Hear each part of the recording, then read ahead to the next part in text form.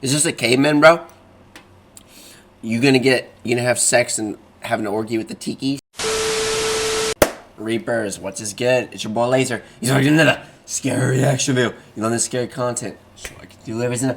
5 creepiest urban legends that could actually be true. You guys wanna know the scariest urban legend?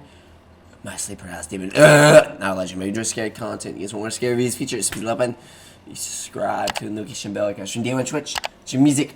Side boy. Let's dive straight in this video. This photo was attached to one of Australia's most pernicious urban legends. On June 9, 1979, the Godson family were waiting at Circular Quay for the ferry to take them to Sydney's famous amusement centre, Luna Park. Luna Park? Luna Park.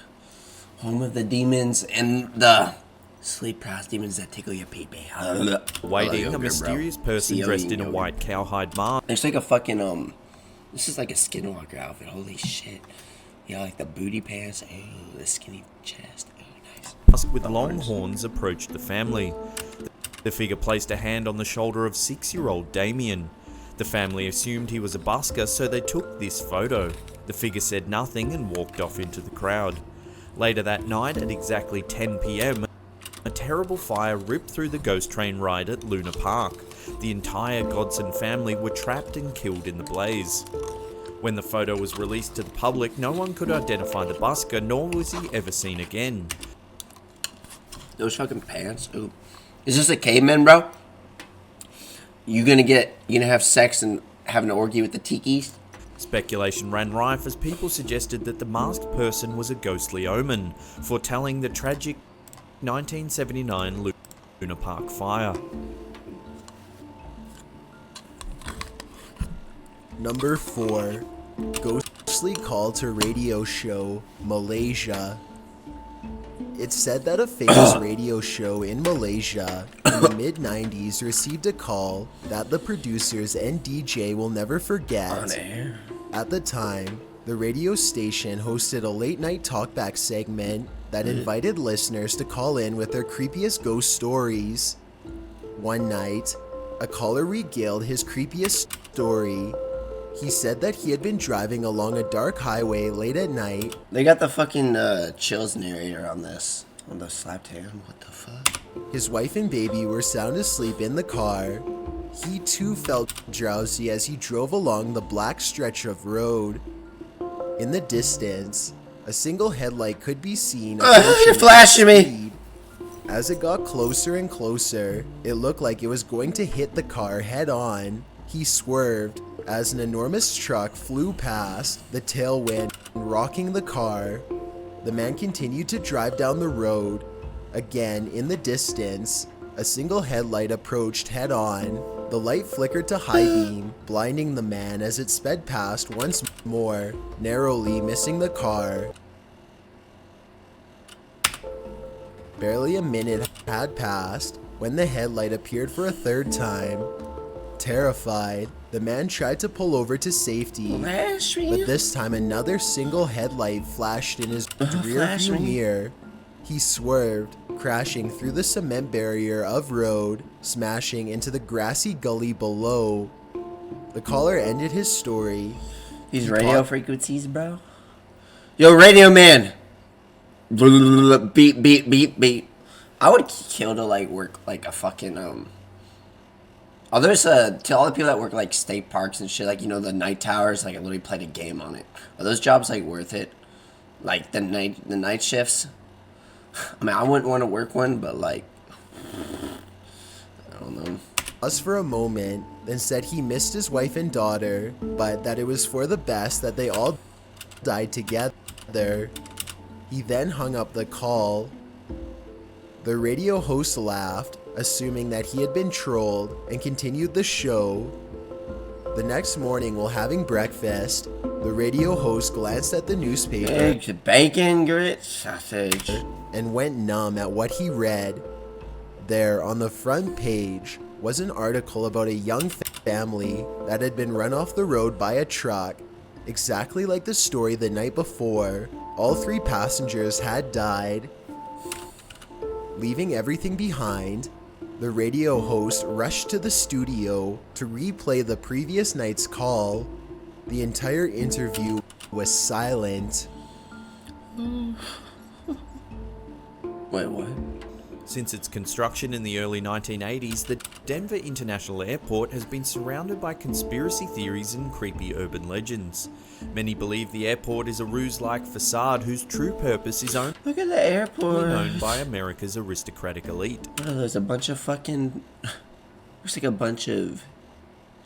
Is this the Mount Everest? Can I climb this? Look at all this cum on the ground. That's a ground, right? The rumors say that beneath the Denver International Airport is a gigantic... It's a weird looking airport. Y'all seen like... Look up the most dangerous airports. They'd be like... Scary as fucking shit. Like the landings be so like narrow, and there'd be like what? There's like some that are like literally in the middle of like an ocean. There's some that have like a whole ass like landmine on like left and right, and then you got like the clickbait ones where it like shows like a fucking landing with like a bunch of like broken holes in. There's like lava under it. Ah yes, the good old clickbait. Ah yes, 15-year-old me, not 15-year-old me, 10-year-old me looking up the best soccer goals, and it shows fucking Ronaldo jumping over like 50 men. Ah yes. I remember someone made like an edit of like actual clickbait videos. That was like the coolest thing ever. Bunker that is designed to keep only the Ah yes, purest of Ronaldo, my favorite water polo player. humanity safe from the apocalypse. While it's easy to dismiss these theories as utter nonsense, there is some alarming evidence that suggests the legends may hold some truth. Firstly, if you look from above, the intersecting runways of the airport form a swastika pattern on the desert landscape. Then there's the intense horse statue that some That's say a cool ass, bro. There's something cool about like red laser eyes. I made like, you know how like for my lyric videos I have like the white pupils. Like there's something so cool about having like colored eyes. I don't know. Then Don't tattoo your eyes, by the way. the Don't, that's apocalypse, weird. death. Don't color your eyes. 32-foot tall, 9,000-pound blue Mustang statue was That's a created cool by ass. artist Louis Awesome. While in the studio, the head of the enormous statue fell on Jimenez, severing an artery in his leg, killing him almost instantly. That's a cool ass statue. That's a cool ass statue. I sew it up. Following the accident, friends of Jimenez continued his work. They completed the statue, which now stands starkly in the desert landscape, staring with its glowing red eyes. Surrounding the blue Mustang are strange man-made hills of dirt. These mountains are made from earth removed during construction of the airport. Many theorists have pointed out that the amount of soil is far larger than would normally be excavated during a construction of this type. They say the sheer volume of dirt suggests that a very deep hole was dug beneath the airport. Then inside the airport there is bizarre symbolism everywhere, from the Nazi-inspired murals to the Freemason plaque that refers to a New World Airport Commission that doesn't even exist. On the plaque, the date of dedication is March 19, 1994. Denver International Airport. What, a ghost haunted the airport. Ooh, spooky. If you add all those numbers up, 1 plus 9 plus 1 plus 9 plus 9 plus 4, you get 33. In Freemasonry, 33 represents perfection and is the highest level of achievement.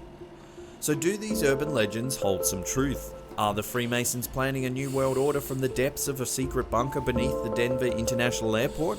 Let us know your thoughts in the comments section below. Number 2. The Whitechapel Corpse Train, England. Throughout England, there are whispers of a disused train line in the London Underground. It's said that it runs from the Whitechapel Tube Station to the Royal London Hospital. It's known as Whitechapel. There's something so scary about like, oh yes, the good old subway. This isn't a train, this is a subway. It's underground. That looks like a subway to me. I never rode a subway in my life. I think I never rode a subway or like just a train in general. Never. I gotta do it once, man. YOLO, bro. Y'all need to start living your life. Stop thinking life just kind of happened to you. Like most people have that mindset, bro. They just think that life kind of happened to them. Find a side hustle. Find something you're passionate about. Lock in on your dreams. Don't listen to nobody. Think for yourself. Take control of your own mind. Don't just live in the moment. Don't be stupid. Just enjoy life, man. We're all gonna fucking die one day. the dead body train. When the London Underground began construction in the latter half of the 19th century, morgues and hospitals were overflowing with dead bodies. It's at this time that the urban legend suggests that the local council approved a secret train line that was to ferry dead bodies from the Royal London Hospital to a giant temporary morgue right next to the Whitechapel station. Of course, this is all myth and hearsay. However, some stand by the claim. On District Dave's forum dedicated to What the fuck? the London Underground, there is a thread of people who claim that they've seen a brick Look at the blood. To the stairs. I'm gonna walk to the stairs. Oh, there's blood. up passageway in the Whitechapel station. It's thought that this is the entrance to the old abandoned rail line that allegedly transported thousands of corpses away from London's busiest hospital all those years ago. I don't know what I'm doing. The creepiest part of this urban legend from Japan is that there is historical evidence Japan, that ah yes, happened. Japan. Japan, my favorite place. Ah yes. Japan and scary is like saying macaroni and fucking, not macaroni. Saying Japan has scary urban legends, or like saying something, comparing, like putting scary, the word scary in Japan in like the same sentence is like saying fucking,